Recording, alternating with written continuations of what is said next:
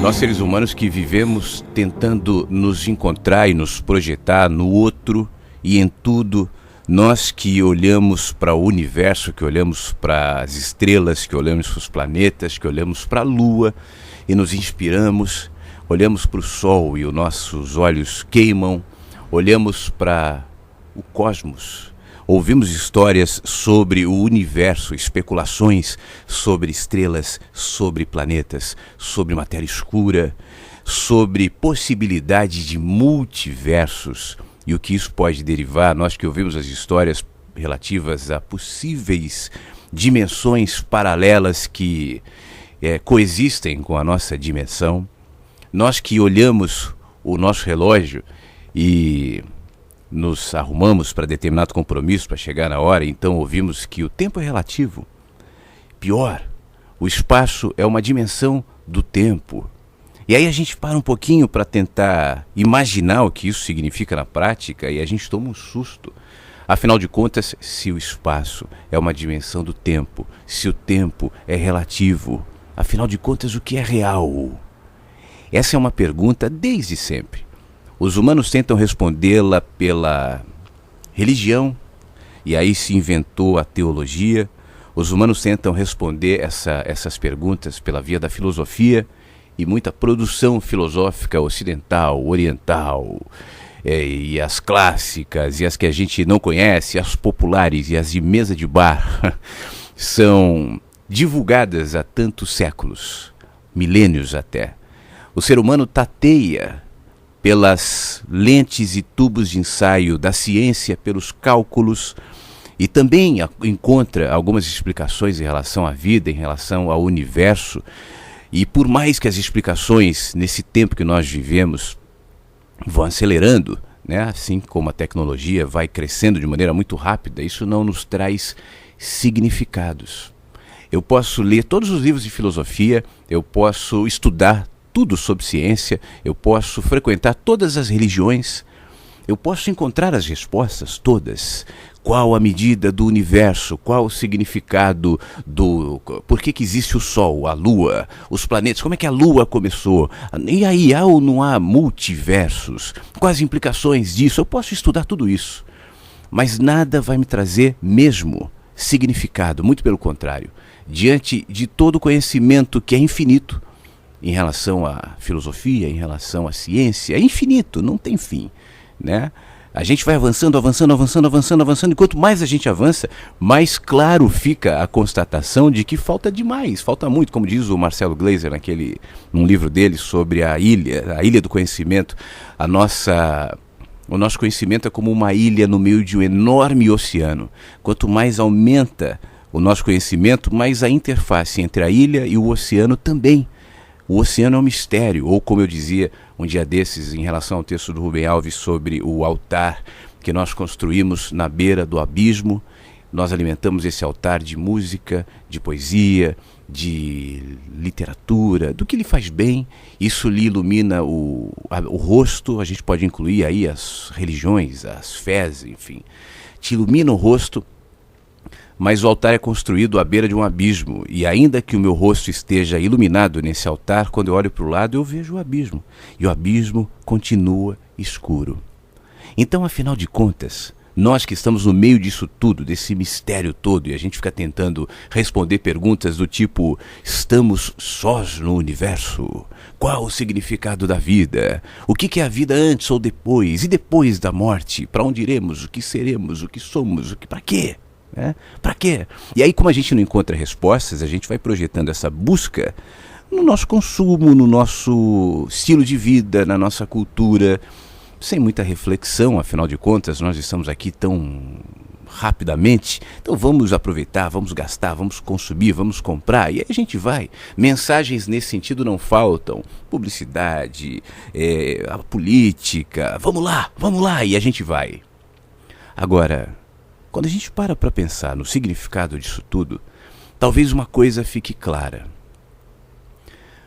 O sentido de tudo, o sentido da vida, o sentido dos universos, as respostas da cosmologia que darão significado aos estudos, as respostas da física quântica, da física mecânica, seja lá qual for, vive na gente. Eu tenho um texto que fala um pouco sobre isso. Esse texto está saindo agora no meu livro novo, O Menino que Anseia pelo Céu. E o texto fala sobre uma coisa só, e talvez ele reflete essa angústia nossa como seres humanos que olham para tudo, né? E suspiram sem respostas, e a gente vai tentando, a gente encontra uma coisinha aqui, mas é tão pouco. E a gente encontra uma resposta ali, mas é tão mínima, né? Afinal de contas, o que é isso? A lua, o sol, qual o significado disso tudo? Me acompanhe aqui. A lua não sabe quem somos.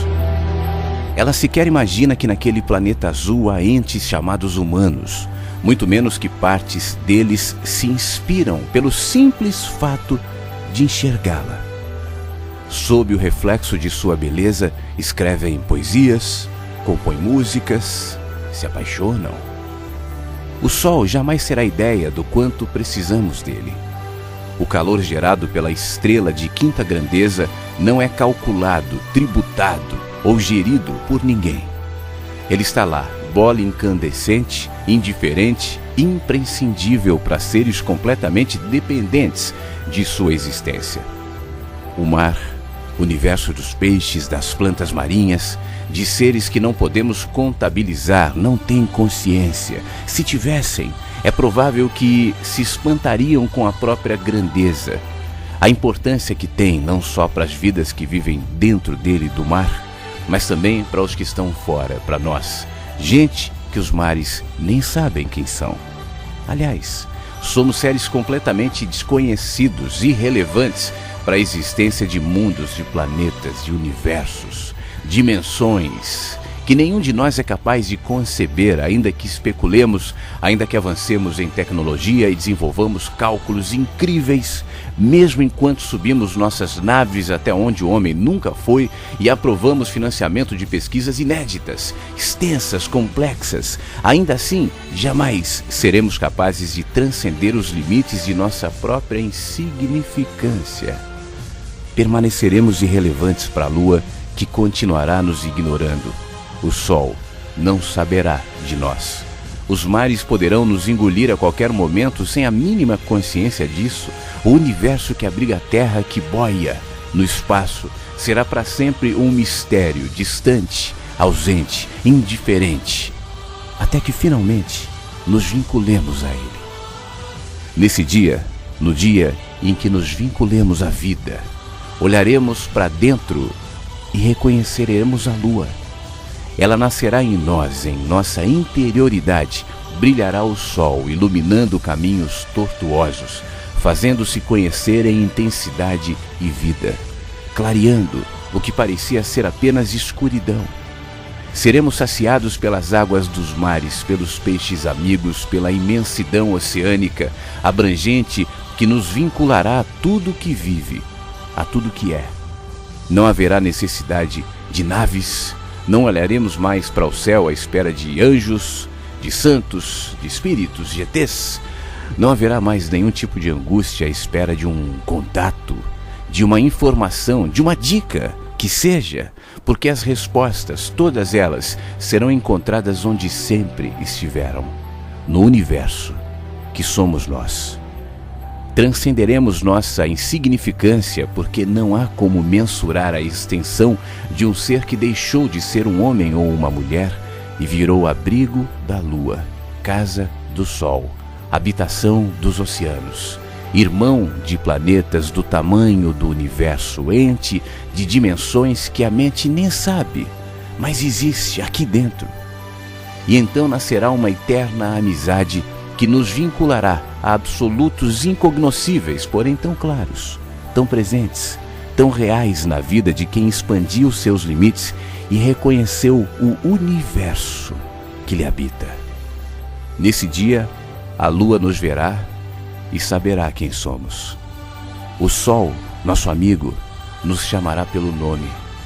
Os mares terão prazer em nossa presença e não haverá mais diferença, nem códigos, nem limites, nem mistérios.